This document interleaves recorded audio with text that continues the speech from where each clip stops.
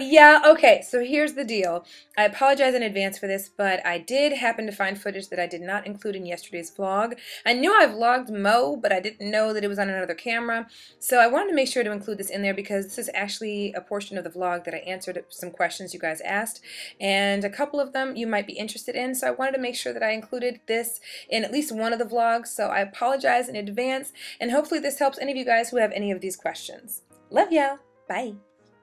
What up, y'all? Okay, so I gotta take my next batch of my Go Pack Bliss first form, and I'm about to go take, you already know it's a fat burner, so I'm gonna take that real quick and then wait the designated amount of minutes and then eat something real quick. Show you guys what I'm gonna eat. Don't really know what it's gonna be yet because I don't know what I'm in the mood for, and I just had a little bit of coffee, so I don't really have much of an appetite. But the biggest thing for me is that I have to eat every 2-3 hours, and I've already eaten twice today already. I didn't have a chance to show you guys because it was pretty early in the morning, and because now I'm working out with Jessica during the week and I'm still trying to get acclimated with that whole schedule. My mornings have been kind of thrown off a little bit because I'm getting up and then having to tend to things before I go to see her. So as soon as I get acclimated, I will be showing you like everything or whatever. I'm about to take that meat out so I can make that meal tonight. But I told you guys I was going to answer some questions of you guys.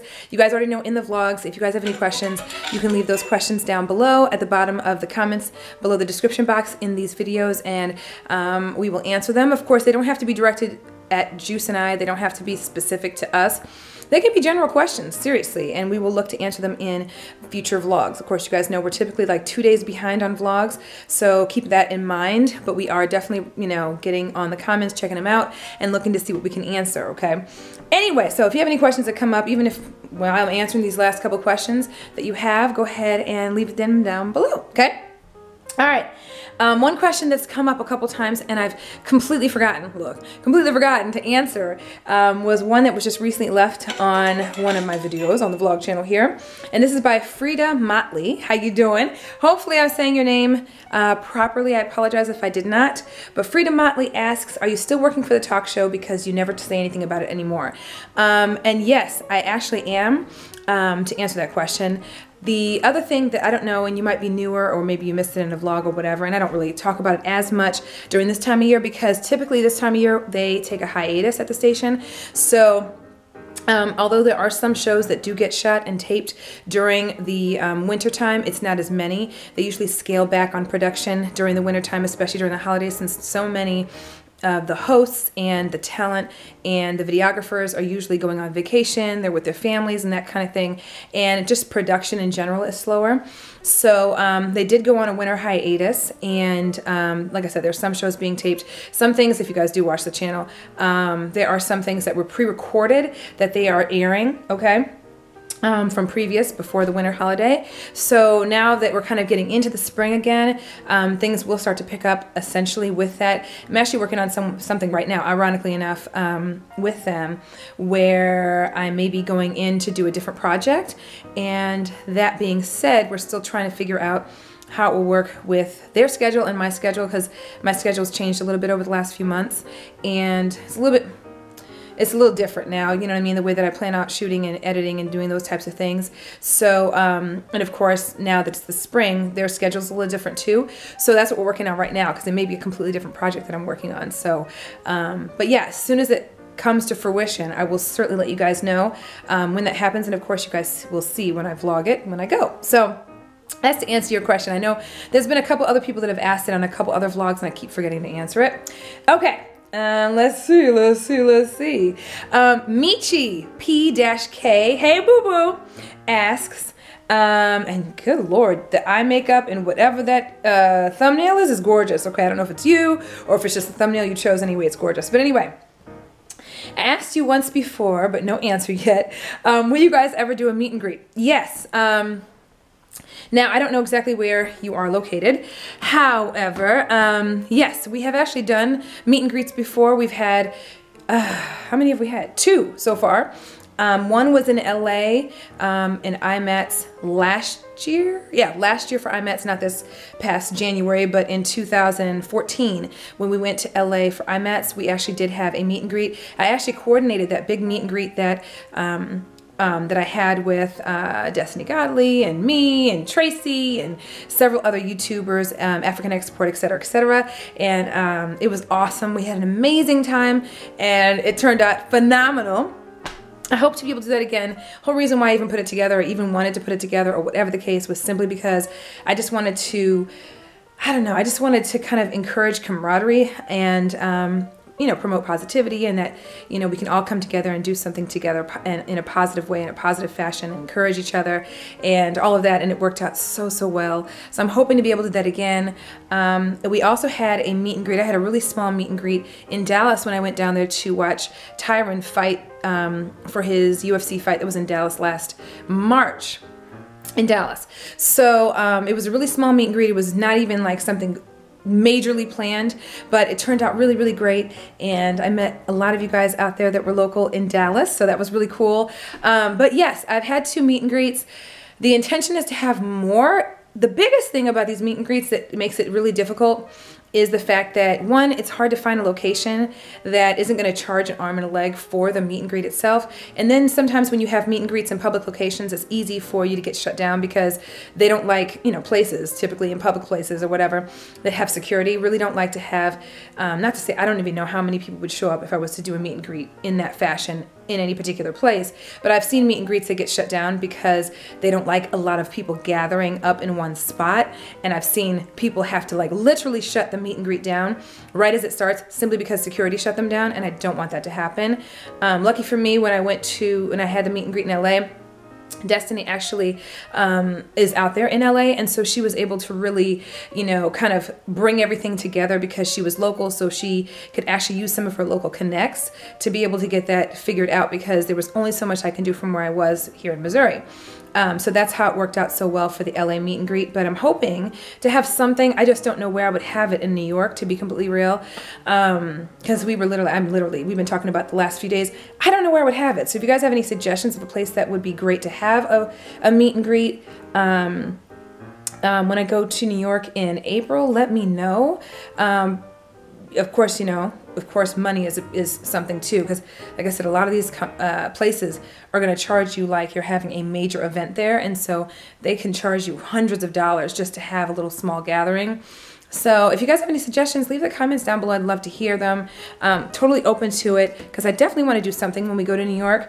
I just don't know where, and I'm not from there, so I don't know where would be a good place to have it. So if you guys know, let me know down below. Holla at your girl. And I don't know where you're located per se, but yes, I have had a meet and greet. We definitely plan to have more. It just depends on where we go and what we can do and where we can have it, okay?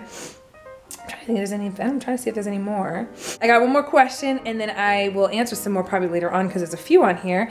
Let's see. I hope I'm not saying it. Kedi Amore. Kadeeamore. How you doing? Okay. Does it hurt to get your back cracked? The sound alone would have me running for the dough. And no, it does not. Surprisingly, and y'all know I don't like pain whatsoever, but it's actually, it's freaky, because at first, before you get your back cracked or your neck cracked or whatever, when you go to, and I'm assuming you're talking about the chiropractor's appointment we went to the other day in that video, yeah, it's freaky the first time. It's freaky every time, because you don't know how it's going to sound and how it's going to feel, but it actually feels good, and there's a sense of relief. Of course, go to a doctor, go to a chiropractor. They're going to be able to tell you what's best for you, but it feels good. It actually really feels good, and helps keep me aligned, especially because there was a point in time where I was always working from the couch, and it was really straining my neck, which is why it was so important for me to get something where I could actually sit down at a desk so I could have proper alignment to sit up. And my waist trainers and whatnot, those help with alignment too, because they keep you kind of sitting up, so when I'm working out, it kind of helps with my posture, which is really great. So it feels good, but just check with a healthcare professional before you go to any of that shit, you know what I'm saying? Okay, so I have a little bit more footage left on this camera that I have to actually, I have to take some of the footage and edit a vlog, but I do have time for one quick other question, and this is a question from Eternal Beauty 247. Check out our channel if you haven't had the chance. Hi, boo boo. Okay. I have a question for you. I have a makeup channel and just started a vlog channel to record as my 6, 8, and 9-year-old get older. Do you have, or yeah. Did you do anything to attract people to either channel? I think I have good content, but a lot of people don't watch. Thank you so much. Okay. To answer this question, and it's going to sound weird, but there's a theory behind it all. I can kind of give you my thoughts and opinions. Of course, do as you wish, okay? And I am no expert by any means. I'm not the biggest YouTuber on the planet. Y'all know that. And I kind of just do what I do. I mean, you know, I appreciate who follows me, and I appreciate the journey that I've been on thus far. But let me give you just my personal opinion. I've had some other people ask me this, not even just through, you know, on YouTube as a question on some videos, but I've also had personal, you know, friends of mine that, you know, or people that I know that have a makeup channel and have thought about maybe doing a vlog channel. Here's how I feel. And, you know, if it doesn't make sense, you know, it is what it is. Like I said, I'm not a professional by any means. I had a girlfriend of mine ask me about a vlog channel and whether she should start one. In my personal opinion, I think that, and I have not checked out your channel yet. This is just going off my phone because my my computer's in the office right now and I just walked in the door. But what I can say how do I say this? What I can say with that is that I would definitely encourage those who have a large following on maybe their makeup channel or whatever the case. Let me see how I would put this. I would say when you start to kind of develop a following on your makeup channel and it's large enough where you feel it's worth going into a vlog channel, that's when I would say to go into it. It's not, to me, worth it to do double work when one channel may not have grown enough yet to be able to build an audience on your vlog channel, okay? I kind of look at vlog channels, unless the vlog channel is your main channel, okay? But if your makeup channel or your lifestyle channel is kind of what you started with, I always tell people to develop that first. Work on that first, work on that, work on your videos, making them the best they can be, work on building your audience there first.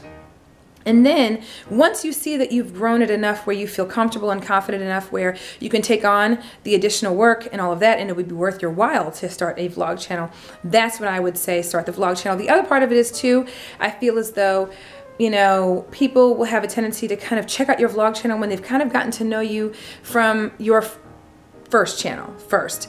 I think I've seen some people start a vlog channel, to me, essentially too early, and then they're kind of disappointed in what's kind of going on.